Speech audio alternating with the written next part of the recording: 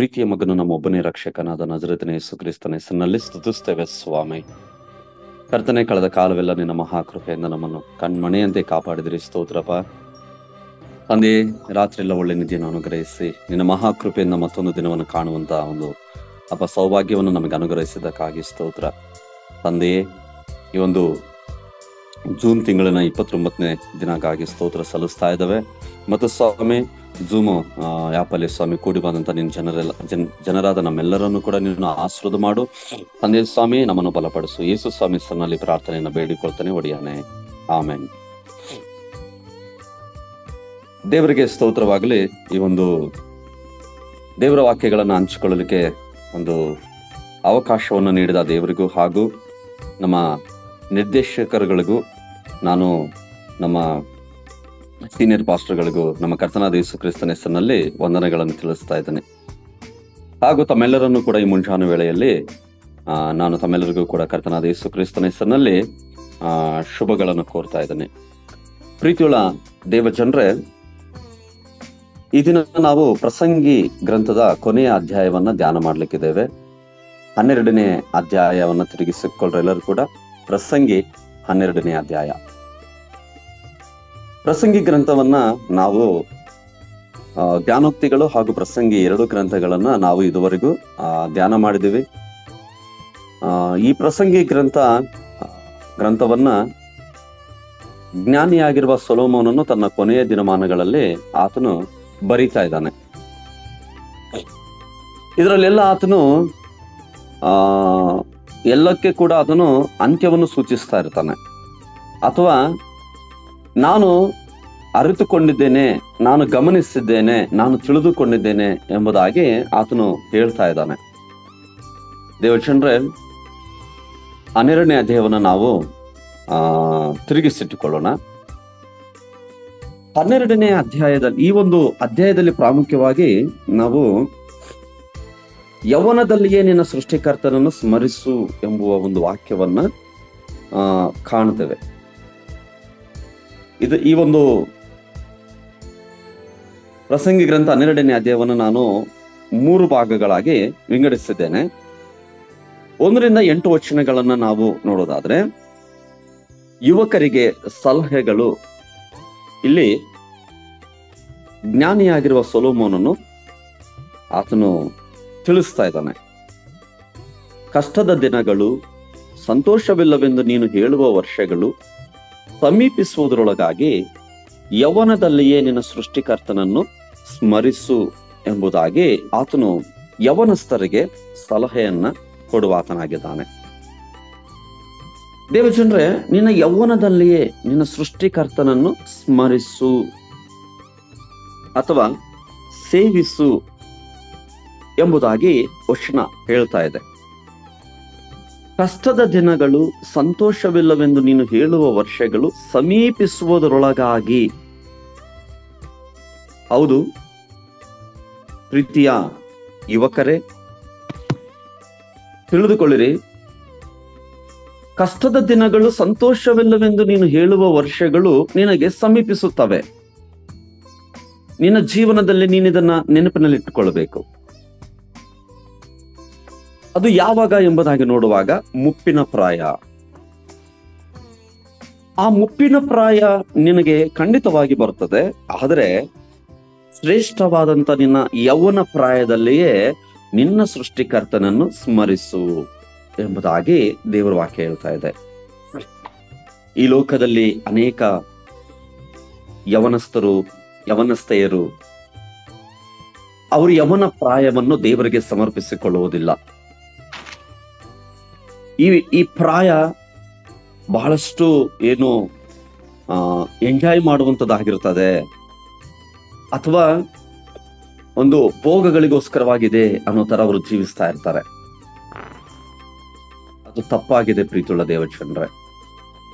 ಯೌವನ ಪ್ರಾಯದಲ್ಲಿ ದೇವರನ್ನು ಸೇವಿಸುವುದಕ್ಕಿಂತ ಶ್ರೇಷ್ಠವಾದಂತ ಪ್ರಾಯ ಈ ಜೀವನದಲ್ಲಿ ಯಾವುದಿಲ್ಲ. ಪ್ರಸಂಗಿಯು ಯಾಕೆ ನೀನು ಯೌವನ ಪ್ರಾಯದಲ್ಲಿ ದೇವರನ್ನ ಸೇವಿಸಬೇಕು ಎಂಬುದಕ್ಕೆ ಆತನು 2ನೇ ವಚನದಿಂದ ಹಿಡಿದು 7ನೇ ವಚನ ತನಕ ಒಟ್ಟು 6 ವಚನಗಳಲ್ಲಿ ಆತನು ಕಾರಣವನ್ನು ನೀಡ್ತಾ ಇದ್ದಾನೆ.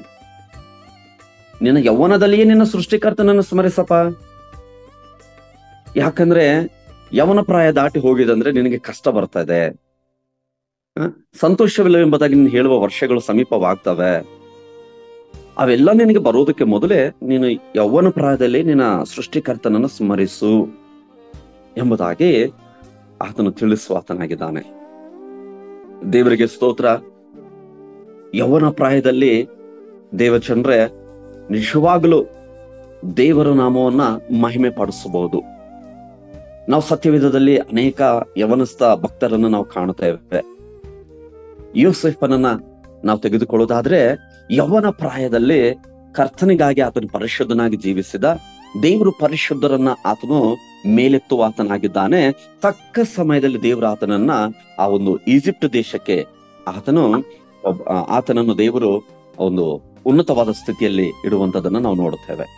ಅದರಂತೆ ಯೆಹೋಶುವನನ್ನಾಗಲಿ ಕಾಲೇಬನನ್ನಾಗಲಿ ನೀವು ಗಮನಿಸಿರಿ, ಮೋಶೆಯನ್ನು ನೀವು ಗಮನಿಸಿರಿ, ನಾವು ದಾನಿಯೇಲನು, ಶದ್ರಕ್, ಮೇಷಕ್, ಅಬೇದ್ನೆಗೋ ಇವರನ್ನೆಲ್ಲ ಗಮನಿಸುವಾಗ ಯೌವನ ಪ್ರಾಯದಲ್ಲಿ, ದಾವೀದನನ್ನ ನಾವು ನೋಡುವಾಗ ಯೌವನ ಪ್ರಾಯದಲ್ಲಿ ಬಾಲಕನಾಗಿದ್ದಾಗಲೇ ಆತನು ಗೊಲಿಯಾತನನ್ನ ಹೊಡಿತಾನೆ. ಯೌವನ ಪ್ರಾಯದಲ್ಲೇ ಆತನು ದೇವರನ್ನ ಪ್ರೀತಿಸುವ ವ್ಯಕ್ತಿಯಾಗಿದ್ದ. ಅದಕ್ಕಾಗಿ ದೇವರು ಕುರಿಗಳ ಹಿಂದೆ ಹೋಗುತ್ತಿರುವಂತ ಬಾಲಕನಾಗಿರುವಂತ ದಾವೀದನನ್ನ ಆರಿಸಿಕೊಂಡು ತನ್ನ ಹಸ್ತಕೌಶಲ್ಯದಿಂದ ತುಂಬಿಸಿ ಇಸ್ರಾಯೇಲ್ ಜನರಿಗೆ ನಾಯಕನಾಗುವಂತ ರೀತಿಯಲ್ಲಿ ದೇವರ ಆತನನ್ನ ತಿದ್ದುವಂತದನ್ನ ಕೂಡ, ಮಾರ್ಪಡಿಸುವಂತದನ್ನು ಕೂಡ ನಾವು ನೋಡ್ತೇವೆ. ಮತ್ತೆಲ್ಲದಕ್ಕಿಂತ ಶ್ರೇಷ್ಠವಾಗಿ ಲೋಕರಕ್ಷಕನು ನಮ್ಮ ಒಡೆಯನಾದ ಯೇಸು ಕ್ರಿಸ್ತನು ಆತನು ಈ ಲೋಕಕ್ಕೆ ಮನುಷ್ಯನಾಗಿ ನಮ್ಮನ್ನು ರಕ್ಷಿಸಲಿಕ್ಕೆ ಬಂದು ಆತನು ತನ್ನ ಯೌವನ ಪ್ರಾಯದಲ್ಲಿ ತನ್ನ 30ನೇ ವಯಸ್ಸಿನಲ್ಲೇ ಸೇವೆಗೆ ಹೊರಟು ಹೋಗಿ ಕರ್ತನ ರಾಜ್ಯವನ್ನು ಕಟ್ಟಿದ, ನಮ್ಮೆಲ್ಲರನ್ನ ಆತನು ರಕ್ಷಿಸಿದ ನಮಗೆ ರಕ್ಷಕನಾದ ದೇವಜನರೇ. ಯೌವನ ಪ್ರಾಯದಲ್ಲಿ ಸೃಷ್ಟಿಕರ್ತನನ್ನು ಸ್ಮರಿಸು, ಆತನನ್ನು ಸೇವಿಸು. ದೇವರು ಆಶೀರ್ವಾದ ಮಾಡ್ತಾರೆ. ಯವನಸ್ಥರು ಅನೇಕರು ಈ ಲೋಕದಲ್ಲಿ ಯೌವನ ಪ್ರಾಯದಲ್ಲಿ ಕರ್ತನನ್ನು ಕಂಡುಕೊಂಡಿಲ್ಲ, ಆದ್ರೆ ದೇವರು ನಿನಗೆ ಕೃಪೆ ಕೊಟ್ಟಿದ್ದಾನೆ. ನೀನು ಯೌವನ ಪ್ರಾಯದಲ್ಲಿ ದೇವರನ್ನ ಸೇವಿಸಬೇಕಾಗಿದೆ, ದೇವರಿಗೆ ಸಾಕ್ಷಿಯಾಗಿರಬೇಕಾಗಿದೆ, ದೇವರನ್ನ ಮಹಿಮೆ ಪಡಿಸಬೇಕಾಗಿದೆ. ಆತನು ಕಾರಣಗಳನ್ನ ನೀಡುತ್ತಾ, ನೀನು ಯಾಕಪ್ಪ ಯೌವನದಲ್ಲಿಯೇ ನಿನ್ನ ಸೃಷ್ಟಿಕರ್ತನನ್ನ ಸ್ಮರಿಸಬೇಕು? ಕಷ್ಟದ ದಿನಗಳು ಸಂತೋಷವಿಲ್ಲವೆಂದು ನೀನು ಹೇಳುವ ವರ್ಷಗಳು ಸಮೀಪಿಸುವುದರೊಳಗಾಗಿ ಯಾಕಾಗಿ ಮಾಡಬೇಕು ಅಂದ್ರೆ ಆತನು ಹೇಳ್ತಾನೆ, ಆ ಕಷ್ಟದ ದಿನಗಳಲ್ಲಿ ಸೂರ್ಯನು, ಬೆಳಕು, ಚಂದ್ರನು, ನಕ್ಷತ್ರಗಳು ಮೊಬ್ಬಾಗುವವು ಅಂತ ಹೇಳ್ಬಿಟ್ಟು ಆತನು ಹೇಳ್ತಾ ಇದ್ದಾನೆ ದೇವಚಂದ್ರೆ. ಇದು ಮನೋಹರವಾದ ಕಾವ್ಯ ರೂಪದಲ್ಲಿ ಯುವಕರಿಗೆ ಯೋಗ್ಯವಾದ ಉಪದೇಶವಾಗಿದೆ. ಮುಂದಿನ ದಿನಗಳಲ್ಲಿ ಅಂದ್ರೆ ಮುಪ್ಪಿನ ಪ್ರಾಯದಲ್ಲಿ ಕ್ಷೀಣಿಸುವಿಕೆ, ವೃದ್ಧಾಪ್ಯ ಮತ್ತು ಮರಣವು ಅವರನ್ನು ಮಣ್ಣಿಗೆ ಸೇರಿಸುವ ಮೊದಲು ಸೃಷ್ಟಿಕರ್ತನಾದ ದೇವರ ಕಡೆಗೆ ತಿರುಗುವಂತೆ ಎಚ್ಚರಿಸುತ್ತಿದ್ದಾನೆ. ಕಣ್ಣಿನ ದೃಷ್ಟಿ, ನರಗಳು, ಶಕ್ತಿ, ವಿವೇಕವು, ಧೈರ್ಯ ಮತ್ತು ಚೈತನ್ಯ ಎಲ್ಲವೂ ವಿಫಲವಾಗುತ್ತವೆ. 2-5 ವಚನಗಳಲ್ಲಿ ನಾವು ಕಾಣುತ್ತೇವೆ. ಆತ್ಮವನ್ನು ದೇಹಕ್ಕೆ ಬಂಧಿಸಿರುವ ಬಳ್ಳಿಯು ಮುರಿಯಲ್ಪಡುತ್ತದೆ. ನಮ್ಮ ಲೌಕಿಕ ಅಸ್ತಿತ್ವದ ಬಟ್ಟಲು ಚೂರು ಚೂರಾಗುತ್ತದೆ. ನಮ್ಮ ಜೀವನದ ಪಾತ್ರೆಗಳು ನೀರನ್ನು ನೆಲದ ಮೇಲೆ ಚೆಲ್ಲುತ್ತವೆ ಮತ್ತು ಬಾವಿಯಿಂದ ಹೆಚ್ಚು ನೀರನ್ನು ಸೆಳೆಯುವ ಅವಕಾಶ ಇರುವುದಿಲ್ಲ. 6ನೇ ವಚನ. ಮನುಷ್ಯನ ಆತ್ಮವು ತಿರುಗಿ ದೇವರ ಬಳಿಗೆ ಸೇರುತ್ತದೆಂದು ಅವನು ಇಲ್ಲಿ ನಂಬುತ್ತಾ ಇದ್ದಾನೆ.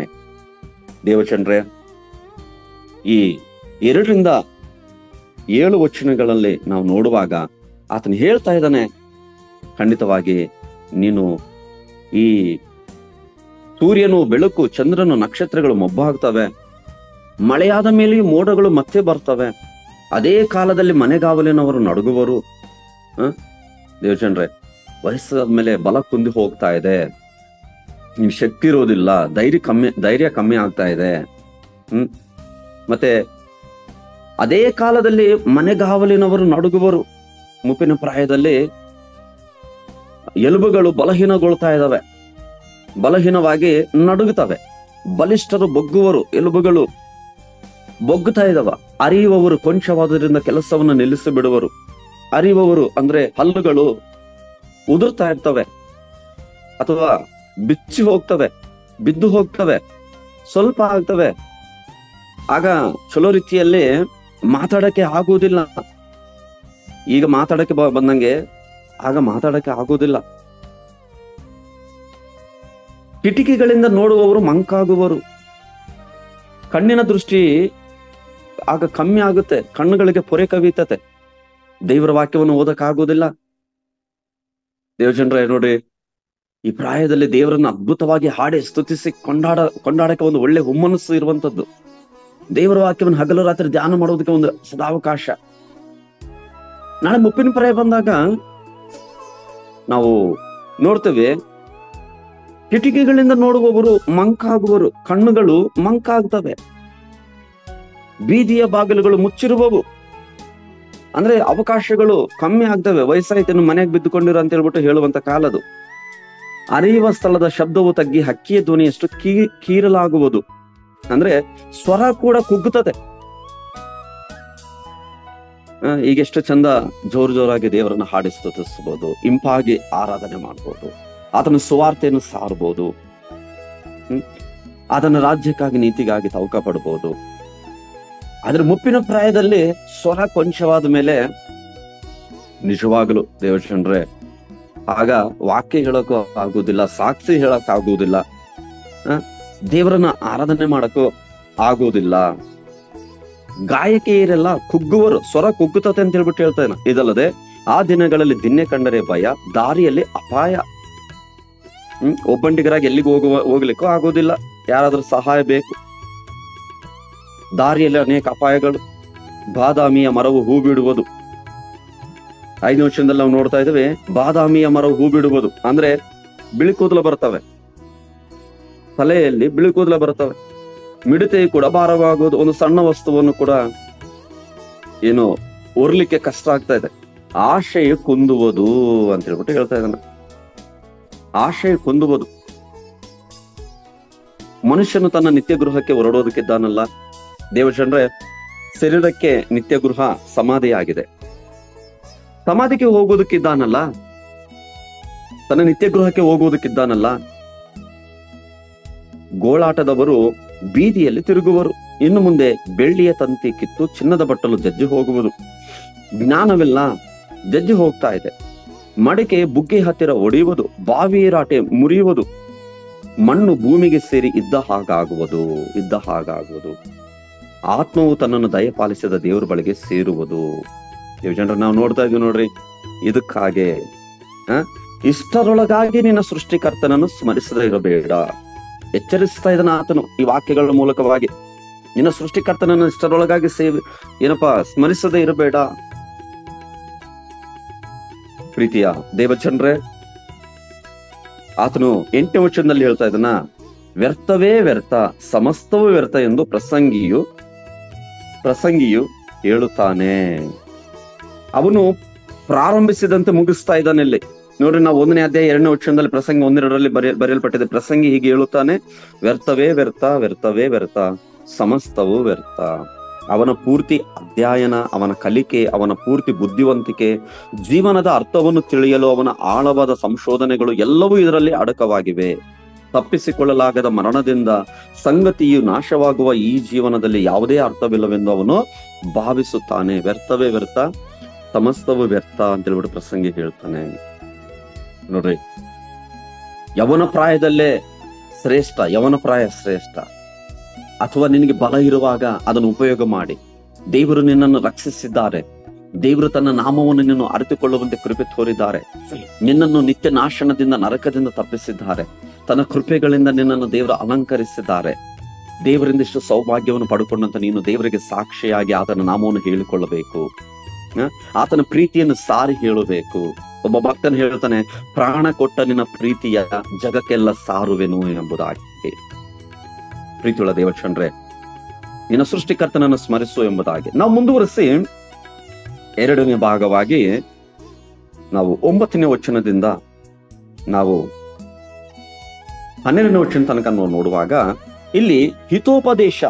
ದೇವಜನರೇ, ಆತನು ಈ ಪ್ರಸಂಗಿ ಗ್ರಂಥದಲ್ಲಿ ಮಾಡಿದಂತ ಹಿತೋಪದೇಶವನ್ನ ನೆನಪಿಗೆ ತಂದುಕೊಳ್ತಾ ಇದ್ದಾನ ಜ್ಞಾನಿಯು.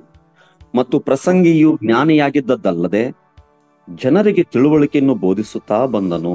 ದೇವಚಂದ್ರ ಆತನು ಹೇಳ್ತಾನೆ, ಪ್ರಸಂಗಿಯು ಜ್ಞಾನಿಯಾಗಿದ್ದದ್ದಲ್ಲದೆ ಜನರಿಗೆ ತಿಳುವಳಿಕೆಯನ್ನು ಬೋಧಿಸುತ್ತಾ ಬಂದನು.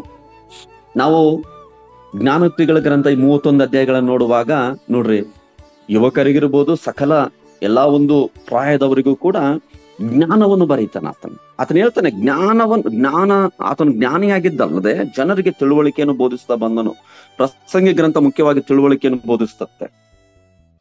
ತಿಳುವಳಿಕೆ ಈ ಲೋಕದಲ್ಲಿ ಎಲ್ಲ ಬರ್ತಾ ಇದೆ, ಶೂನ್ಯ. ನೀನು ಯಾವಾಗ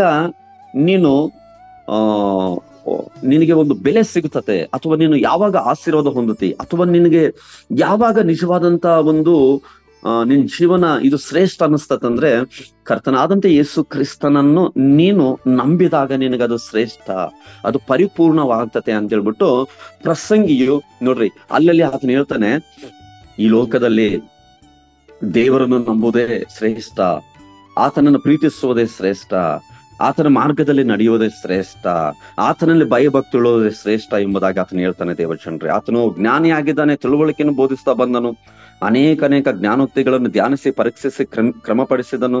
ಪ್ರಸಂಗಿಯು ಯಥಾರ್ಥ ಭಾವದಿಂದ ರಚಿಸಿದ ಒಪ್ಪಿಗೆಯ ಸತ್ಯದ ಮಾತುಗಳನ್ನು ಹುಡುಕಿ ಆರಿಸಿದನು. ದೇವಚಂದ್ರೆ 10ನೇ ವಚನದಲ್ಲಿ ನಾವು ನೋಡ್ತೇವೆ, ಪ್ರಸಂಗಿ ಯಥಾರ್ಥ ಭಾವದಿಂದ ರಚಿಸಿದ ಒಪ್ಪಿಗೆಯ ಸತ್ಯದ ಮಾತುಗಳನ್ನು ಹುಡುಕಿ ಆರಿಸಿದನು ಎಂಬುದಾಗಿ. ಸಂಪೂರ್ಣ ಪ್ರಾಮಾಣಿಕತೆಯಿಂದ ಬರೆದಿದ್ದೇನೆಂದು ಸೊಲೊಮೋನನಿಗೆ ಖಚಿತವಾಗಿದೆ.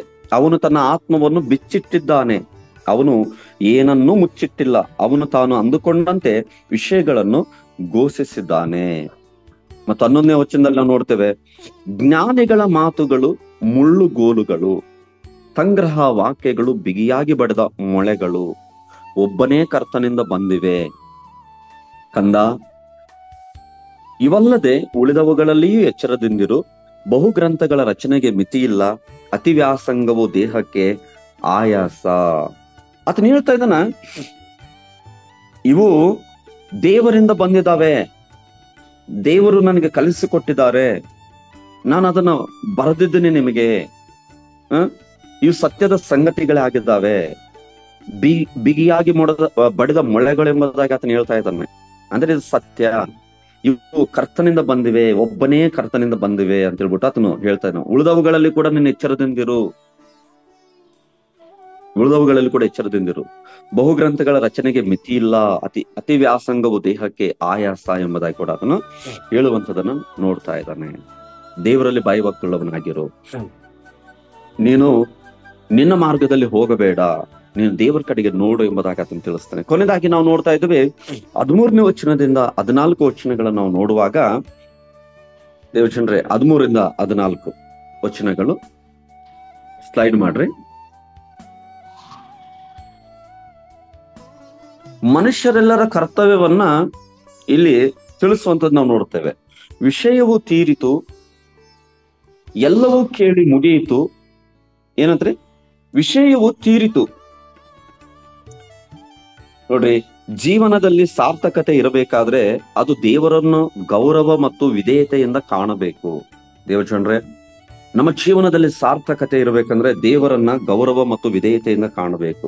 ಹಳೆಯ ಒಡಂಬಡಿಕೆಯಲ್ಲಿ ಈ 2 ವಿಷಯಗಳನ್ನು ನಾವು ಎಲ್ಲೆಡೆ ಒತ್ತಿ ಹೇಳಲಾಗಿರುವಂತ ಸಂಗತಿಯಾಗಿದೆ. ನಾವು ಸತ್ಯವೇದದಲ್ಲಿ ಹಳೆಯ ಒಡಂಬಡಿಕೆಯಲ್ಲಿ ಓದುವಾಗ ನಾವು ದೇವರು ಕೊಟ್ಟಂತ ಶ್ರೇಷ್ಠ ಆಜ್ಞೆಗಳಲ್ಲಿ ನನಗೆ ಸಲ್ಲತಕ್ಕ ಗೌರವವನ್ನು ಬೇರೊಬ್ಬನಿಗೆ ಸಲ್ಲಗೊಡಿಸೇನು ಎಂಬ ಒಂದು ವಿಷಯವನ್ನು ಕೂಡ ನಾವು ನೋಡ್ತಾ ಇದ್ದೇವೆ. ದೇವಚಂದ್ರೆ, ದೇವರಿಗೆ ಭಯಪಟ್ಟು ಆತನ ಆಜ್ಞೆಗಳನ್ನ ಕೈಕೊಳ್ಳು. ದೇವರಿಗೆ ಭಯಪಟ್ಟು, ದೇವಚಂದ್ರೆ, ದೇವರಿಗೆ ಭಯಪಡುವುದರಿಂದಲೇ ತಿಳುವಳಿಕೆ ಸಿಗ್ತಾ ಇದೆ. ಯೆಹೋವನ ಭಯವೇ, ಜ್ಞಾನೋಕ್ತಿಗಳ ಗ್ರಂಥ 1ನೇ ಅಧ್ಯಾಯ 7ನೇ ವಚನದಲ್ಲಿ ನಾವು ಓದ್ತೇವೆ, ಯೆಹೋವನ ಭಯವೇ ತಿಳುವಳಿಕೆಗೆ ಮೂಲವು, ಮೂರ್ಖರಾದರೂ ಜ್ಞಾನವನ್ನು ಶಿಕ್ಷೆಯನ್ನು ಅಸಡ್ಡೆ ಮಾಡುವರು. ದೇವರಿಗೆ ಭಯಪಟ್ಟು ಆತನ ಆಜ್ಞೆಗಳನ್ನು ಕೈಕೊಳ್ಳು. ದೇವಜನರೇ, ವಿಧೇಯತೆಯನ್ನು ಕುರಿತು ಈ ವಾಕ್ಯ ಹೇಳ್ತಾ ಇದೆ. ವಿಧೇಯತೆಯನ್ನು ಕುರಿತು ದೇವರಿಗೆ ವಿಧೇಯರಾಗಬೇಕು, ದೇವರಿಗೆ ಭಯಪಟ್ಟು ಆತನ ಆಜ್ಞೆಗಳನ್ನು ಕೈಕೊಂಡು ನಡಿಬೇಕು. ನಾವು 1 ಸಮುವೇಲ 15ನೇ ಅಧ್ಯಾಯ 27ನೇ ವಚನದಲ್ಲಿ ಹೀಗೆ ಓದ್ತೇವೆ, ಯೆಹೋವನು ವಿಧೇಯತ್ವಕ್ಕೆ ಮೆಚ್ಚುವಷ್ಟು ಯಜ್ಞ ಹೋಮಗಳಿಗೆ ಮೆಚ್ಚುತ್ತಾನೋ? ಯಜ್ಞವನ್ನು ಅರ್ಪಿಸುವುದಕ್ಕಿಂತ ಮಾತು ಕೇಳುವುದು ಉತ್ತಮವಾಗಿದೆ. ಟಗರುಗಳ ಕೊಬ್ಬಿಗಿಂತ ವಿಧೇಯತ್ವವು ವಿಶೇಷವಾಗಿದೆ. ದೇವರು ಯಾವುದನ್ನು ಮೆಚ್ಚುತ್ತಾನೆ? ಆತನ ವಾಕ್ಯಕ್ಕೆ, ಆತನ ಮಾತುಗಳಿಗೆ ವಿಧೇಯತೆ ತೋರುವುದನ್ನೇ ಆತನು ಮೆಚ್ಚುತ್ತಾ ಇದ್ದಾನೆ. ಇದೇ ಮನುಷ್ಯರೆಲ್ಲರ ಕರ್ತವ್ಯ. ನಾವು ನೋಡ್ತಾ ಇದ್ದೇವೆ, ದೇವರಿಗೆ ಭಯಪಟ್ಟು ಆತನ ಆಜ್ಞೆಯನ್ನು ಕೈಕೊಳ್ಳು ಎಂಬುದಾಗಿ. ಈ ಎರಡು ವಿಷಯಗಳಿಲ್ಲದೆ ಬುದ್ಧಿವಂತಿಕೆಯಾಗಲಿ, ಅರ್ಥವಾಗಲಿ, ಭರವಸೆಯಾಗಲಿ, ವರ್ತಮಾನಕ್ಕಾಗಿ ಅಥವಾ ಭವಿಷ್ಯಕ್ಕಾಗಿ ಏನು ಇರುವುದಿಲ್ಲ. ಮನುಷ್ಯನ ಏನಾಗಿರ್ಬೇಕೆಂಬುದಕ್ಕೆ ಈ ಎರಡು ವಿಷಯಗಳೇ ಸಾಕ್ಷಿ. ದೇವಜನರೇ, ದೇವರಿಗೆ ಭಯಪಟ್ಟು ಆತನ ಆಜ್ಞೆಗಳನ್ನು ಕೈಕೊಂಡು ನಡಿಬೇಕು.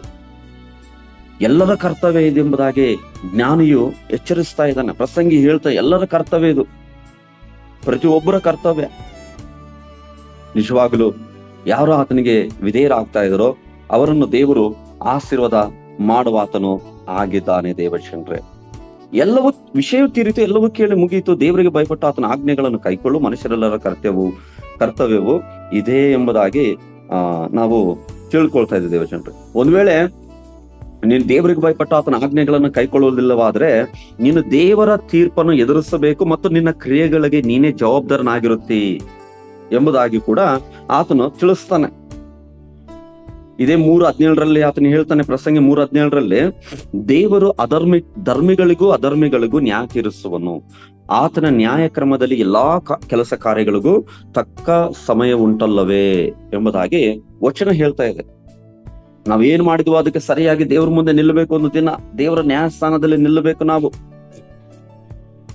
ದೇವರಲ್ಲಿ ಭಯಭಕ್ತಿಯುಳ್ಳವರಿಗೆ ಆತನು ಕೃಪೆ ತೋರಿಸ್ತಾನೆ. 2 ಕೊರಿಂಥ 5:9-10 ಹೀಗೆ ಬರೆಯಲ್ಪಟ್ಟಿದೆ, ಆದ್ರಿಂದ ನಾವು ದೇಹವೆಂಬ ಮನೆಯಲ್ಲಿದ್ದರೂ ಸರಿಯೇ, ಅದನ್ನು ಬಿಟ್ಟಿದ್ದರೂ ಸರಿಯೇ, ಕರ್ತನಿಗೆ ಮೆಚ್ಚುವವರಾಗಿರ್ಬೇಕೆಂಬುದೇ ನಮ್ಮ ಗುರಿಯಾಗಿದೆ. ಯಾಕಂದ್ರೆ ಪ್ರತಿಯೊಬ್ಬನು ತನ್ನ ದೇಹದ ಮೂಲಕ ನಡೆಸಿದ ಒಳ್ಳೆದಕ್ಕಾಗ್ಲಿ ಕೆಟ್ಟದಕ್ಕಾಗ್ಲಿ ಸರಿಯಾಗಿ ಪ್ರತಿಫಲವನ್ನು ಹೊಂದುವುದಕ್ಕೋಸ್ಕರ ನಾವೆಲ್ಲರೂ ಕ್ರಿಸ್ತನ ನ್ಯಾಯಸ್ಥಾನದ ಮುಂದೆ ಯಥಾಸ್ಥಿತಿಯಲ್ಲಿ ಕಾಣಿಸಿಕೊಳ್ಳಬೇಕು. ದೇವಜನರೇ, ನಾವು ಕರ್ತನಿಗೆ ಮೆಚ್ಚುವವರಾಗಿ ಜೀವಿಸಬೇಕೆಂಬುದೇ ನಮ್ಮ ಗುರಿ ಆಗಿರಲಿ. ದೇವರು ಅದನ್ನೇ ಆತನು ಮೆಚ್ಚುವ ಆತನು ಆಗಿದ್ದಾನೆ. ಹಳೆ ಒಡಂಬಡಿಕೆಯಲ್ಲಿ ನಾವು ನೋಡ್ತೇವೆ,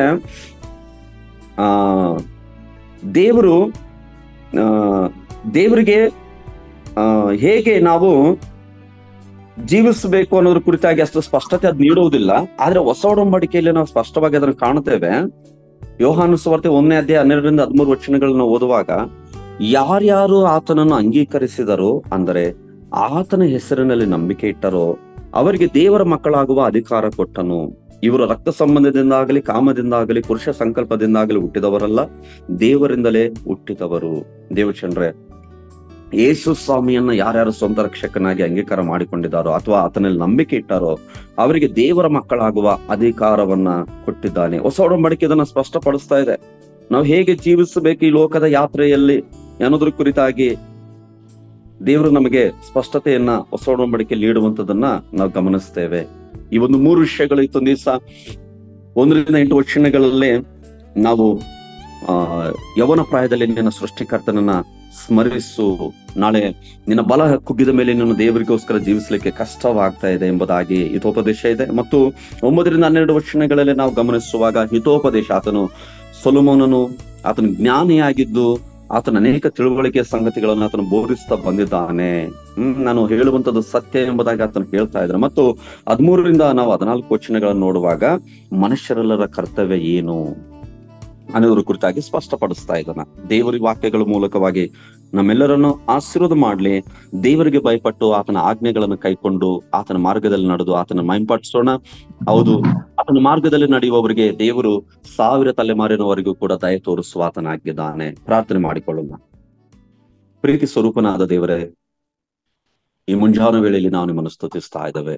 ಕರ್ತರಿ, ಪ್ರಸಂಗಿ ಗ್ರಂಥ 12ನೇ ಅಧ್ಯಾಯದ ಮೂಲಕವಾಗಿ ಸ್ವಾಮಿ ಅದರಲ್ಲಿ ಬರೆಯಲ್ಪಟ್ಟಂತ ವಿಷಯಗಳನ್ನು ನಾವು ಅಧ್ಯಯನ ಮಾಡುವಂತ ಕೃಪೆ ನಮಗೆ ಕೊಟ್ಟಿದ್ದಕ್ಕಾಗಿ ಸ್ತೋತ್ರ. ಈ ದಿನ ವಿಶೇಷವಾಗಿ ನಾವು ಪ್ರಾರ್ಥಿಸ್ತೇನೆ ಸ್ವಾಮಿ. ಈ ಒಂದು ಕರ್ತನೆ ಸ್ವಾಮಿ ಜೂಮು ಯಾಪಲ್ಲಿ ಕರ್ತನೆ ಸ್ವಾಮಿ ಸೇರಿ ಬಂದಂತ ಎಲ್ಲಾ ನಿನ್ನ ದೇವ ಜನರನ್ನು ಆಶೀರ್ವಾದ ಮಾಡು ಸ್ವಾಮಿ. ಪ್ರಸಂಗಿ ಸ್ವಾಮಿ, ಆತನು ನಿನಗೆ ಕಷ್ಟದ ದಿನಗಳು ಸಂತೋಷವಿಲ್ಲವೆಂದು ನೀನು ಹೇಳುವ ವರ್ಷಗಳು ನಿನಗೆ ಸಮೀಪವಾಗ್ತವೆ. ಅಷ್ಟರೊಳಗಾಗೆ ನೀನು ನಿನ್ನ ಸೃಷ್ಟಿಕರ್ತನನ್ನ ಸೇವಿಸು, ಆತನ ಮಾರ್ಗದಲ್ಲಿ ನಡೆ, ಆತನಿಗಾಗಿ ಜೀವಿಸು ಎಂಬ ಒಂದು ಕಟು ಸತ್ಯವನ್ನು ಸ್ವಾಮಿ ನಮಗೆ ತಿಳಿಯಪಡಿಸಿದೆ. ಸ್ತೋತ್ರ ದೇವರೇ. ಅಪ್ಪನ ಪ್ರಾರ್ಥಿಸ್ತಾ ಇದ್ದಾನೆ ದೇವರೇ. ವಿಶೇಷವಾಗಿ ಕರ್ತನೆ ಎಲ್ಲಾ ದೇವ ಜನರನ್ನ ಅವ್ರ ಕುಟುಂಬಗಳನ್ನು ಹೇರಳವಾಗಿ ಆಶೀರ್ವಾದ ಮಾಡು ಸ್ವಾಮಿ. ಮುಖ್ಯವಾಗಿ ನಮ್ಮ ಒಂದು ಕಲ್ವಾರಿ ಚಾಪಲ್ ಸಂಸ್ಥೆಯನ್ನು ಸ್ವಾಮಿ, ನಮ್ಮ ಸಂಸ್ಥೆಯ ನಿರ್ದೇಶಕರುಗಳನ್ನು ಸ್ವಾಮಿ, ಅವ್ರ ಕುಟುಂಬಗಳನ್ನು ನೀನು ಆಶೀರ್ವಾದ ಮಾಡು ದೇವರೇ. ಅಪ್ಪ, ಈ ಒಂದು ಸಂಸ್ಥೆಯ ಮೂಲಕವಾಗಿ ನಡೆಯುವಂತ ಸುಮಾರು 11 ರಾಜ್ಯಗಳಲ್ಲಿ ನಡೆಯುವಂತ ಎಲ್ಲ ಸೇವೆಗಳನ್ನು ಕೂಡ ಆಶೀರ್ವಾದ ಮಾಡು ಸ್ವಾಮಿ ದೇವರೇ. ಎಲ್ಲಾ ಸಭಾ ಪಾಲಕರುಗಳನ್ನು ಸ್ವಾಮಿ, ಅವ್ರ ಕುಟುಂಬಗಳನ್ನು, ಅವ್ರ ಸೇವೆಗಳನ್ನು ಆಶೀರ್ವಾದ ಮಾಡು ದೇವರೇ. ಅಪ್ಪ, ನಾನು ಪ್ರಾರ್ಥನೆ ಮಾಡಿ ಬೇಡ್ತಾ ಇದ್ದೇನೆ, ಎಲ್ಲೆಲ್ಲಿ ಕರ್ತನೆ ಸಭಾ ಕಟ್ಟಡಗಳು, ಚರ್ಚ್ಗಳು ಕಟ್ಟಲ್ಪಡ್ತಾ ಇದಾವೋ ನಿನ್ನ ಕೃಪೆ ಹಸ್ತವಲ್ಲಿ ನಡೆಸಲಿ ದೇವರೇ. ಅಪ್ಪ, ಯಾವುದೇ ಕೆಲಸಗಳಿಗೆ ಅಡಚಣೆ ಉಂಟಾಗದಂತೆ ನೀನು ನಡೆಸೆಂಬುದಾಗಿ ಕೂಡ ನಾವು ಕೇಳಿಕೊಳ್ತಾ ಇದ್ದೇವೆ. ವಿಶೇಷವಾಗಿ ಸ್ವಾಮಿ ಅಪ್ಪ, ಮತ್ತು ನಮ್ಮ ಸಂಸ್ಥೆ ಮೂಲಕವಾಗಿ ನಡೆಯುವಂತ ಎಲ್ಲ ಹಾಸ್ಟೆಲ್ಗಳನ್ನು ಕೂಡ ನೀನು ಆಶೀರ್ವಾದ ಮಾಡು ದೇವರೇ. ದೇವರೇ, ಈ ಸೇವೆ ನೀನು ಹೆಚ್ಚಾಗಿ ಅಭಿವೃದ್ಧಿ ಪಡಿಸೆಂಬುದಾಗಿ ಕೂಡ ನಾವು ಕೇಳಿಕೊಳ್ತಾ ಇದ್ವಿ ದೇವರೇ. ವಿಶೇಷವಾಗಿ ನಾವು ಪ್ರಾರ್ಥನೆ ಮಾಡಿ ಬೇಡ್ತಾ ಇದ್ದೇನೆ ಸ್ವಾಮಿ ದೇವರೇ. ಅಪ್ಪ, ಯಾರ್ಯಾರು ಕರ್ತನೆ ಸ್ವಾಮಿ ದೇವರೇ ಅನಾರೋಗ್ಯಗಳಲ್ಲಿ ಇದಾರೋ ಸ್ವಾಮಿ, ಅವರೆಲ್ಲರನ್ನು ಕೂಡ ನೀನು ಆಶೀರ್ವಾದ ಮಾಡು, ಒಳ್ಳೆ ಆರೋಗ್ಯವನ್ನು ಕೊಡಪ್ಪ. ಡೆಂಗ್ಯೂ ಜ್ವರ ಇಲ್ಲೂ ಕಡೆ ಸ್ಪ್ರೆಡ್ ಆಗ್ತಾ ಇದೆ ದೇವರೇ. ಅಪ್ಪ, ಕರ್ತನೆ ಪ್ರಾರ್ಥಿಸ್ತೇನೆ ಸ್ವಾಮಿ, ಎಲ್ಲರನ್ನು ಕೂಡ ನೀನು ಕಾದು ಕಾಪಾಡಪ್ಪ ದೇವರೇ. ಎಲ್ಲಾ ಸ್ಥಳಗಳಲ್ಲಿ ಕೂಡ ನೀನು ಒಳ್ಳೆಯ ಮಳೆಯನ್ನು ಈ ವರ್ಷ ನೀನು ಅನುಗ್ರಹಿಸಿ ದೇವರೇ, ನೀನು ಸಮೃದ್ಧಿಯನ್ನು ಅನುಗ್ರಹಿಸುವುದಕ್ಕೆ ಕೇಳಿಕೊಳ್ತಾ ಇದ್ದೀವಿ ದೇವರೇ. ಅಪ್ಪ, ಮತ್ತು ನಿನ್ನ ಸೇವಕರುಗಳು ಕರ್ತನೆ ಈ ವರ್ಷದಲ್ಲಿ ಏನೇನು ಗುರಿಗಳನ್ನು ಇಟ್ಟುಕೊಂಡಿದ್ದಾರೋ ಅವೆಲ್ಲವುಗಳನ್ನ ನೀನು ಕರ್ತನೆ ಸ್ವಾಮಿ, ಮತ್ತು ನೀನು ಆ ಗುರಿಗಳನ್ನು ಮುಟ್ಟುವಂತ ಒಂದು ಕೃಪೆ ಅವರಿಗೆ ಅನುಗ್ರಹಿಸು ದೇವರೇ. ಅವ್ರ ಕುಟುಂಬಗಳಲ್ಲಿ ಮುಖ್ಯವಾಗಿ ಸ್ವಾಮಿ ಮಕ್ಕಳ ಶಿಕ್ಷಣಕ್ಕಾಗಿ ಪ್ರಾರ್ಥನೆ ಮಾಡಿ ಬೇಡ್ತಾ ಇದ್ದೇನೆ ದೇವರೇ. ಮಕ್ಕಳ ಶಿಕ್ಷಣಕ್ಕೆ ಯಾವುದೇ ಅಡೆತಡೆಗಳು ಉಂಟಾಗದಂತೆ ನೀನು ಸ್ವಾಮಿ ಆಶೀರ್ವಾದ ಮಾಡು ದೇವರೇ. ಅವರಿಗೆ ಕರ್ತನೆ ಒಂದು ವೇಳೆ ಕರ್ತನೆ ಫೈನಾನ್ಸ್ ಸಮಸ್ಯೆಗಳಿದ್ರೆ ಕೂಡ ನೀನು ಒದಗಿಸಿಕೊಡ್ಬೇಕನ್ನೋಕ್ಕೂ ನಾನು ಕೇಳಿಕೊಳ್ತಾ ಇದ್ದೇನೆ ದೇವರೇ. ಎಲ್ಲ ಕುಟುಂಬಗಳಲ್ಲಿ ಶಾಂತಿ ಸಮಾಧಾನವನ್ನ, ನಿನ್ನ ಪ್ರಸನ್ನತೆಯನ್ನ ಸಮೃದ್ಧಿಯಾಗಿ ಅನುಗ್ರಹಿಸು ಸ್ವಾಮಿ. ನಿನ್ನ ಮಕ್ಕಳು ನಿನ್ನ ನಾಮದಲ್ಲಿ ಭಯಭಕ್ತಿ ಉಳ್ಳವರಾಗಿ ಸ್ವಾಮಿ, ನಿನ್ನ ಆಜ್ಞೆಗಳನ್ನು ಕೈಕೊಂಡು ನಿನ್ನ ಮಾರ್ಗದಲ್ಲಿ ನಡೆಯಲಿಕ್ಕೆ ಸಹಾಯ ಮಾಡು. ಈ ಪ್ರಾರ್ಥನೆ ಕೇಳಿದಕ್ಕಾಗಿ ಸ್ತೋತ್ರ. ವಿಶೇಷವಾಗಿ ಈ ಒಂದು ಕರ್ತನೆ ಸ್ವಾಮಿ ಕರ್ತವ್ಯವನ್ನು ಪ್ರತಿದಿನಾಲೂ ಕೂಡ ಕರ್ತನೆ ಡಿವೋಷನ್ ಅಲ್ಲಿ ಕರ್ತನೆ ಸ್ವಾಮಿ ಸೇರಿಸುವಂತ ಈ ಒಂದು ಸೇವೆಯಲ್ಲಿ ಪ್ರಯಾಸ ಪಡ್ತಿರುವಂತ ನಿನ್ನ ದಾಸರಾಗಿರುವಂತ ಸಹೋದರ ಪಾಸ್ಟರ್ ಕರ್ತನೆ ಸಂತೋಷ್ ಪಾಸ್ಟರ್ ಅವ್ರಿಗಾಗಿ ಸ್ವಾಮಿ, ಸಹೋದರ ರಾಜರತ್ನ ಬ್ರದರ್ ಅವ್ರಿಗಾಗಿ ನಾನು ಪ್ರಾರ್ಥಿಸ್ತೇನೆ. ಅವರನ್ನು ಕೂಡ ಹೇರಳವಾಗಿ ಆಶೀರ್ವಾದ ಮಾಡು, ಕೈ ನಡೆಸು ಸ್ವಾಮಿ. ಪ್ರಾರ್ಥನೆ ಕೇಳಿದಕ್ಕಾಗಿ ಸ್ತೋತ್ರ. ನಮ್ಮ ರಕ್ಷಕನಾದ ಯೇಸು ಕ್ರಿಸ್ತನ ಹೆಸರಿನಲ್ಲಿ ಪ್ರಾರ್ಥನೆಯನ್ನು ಬೇಡಿಕೊಳ್ತೇನೆ ಸ್ವಾಮಿ. ಆಮೆನ್.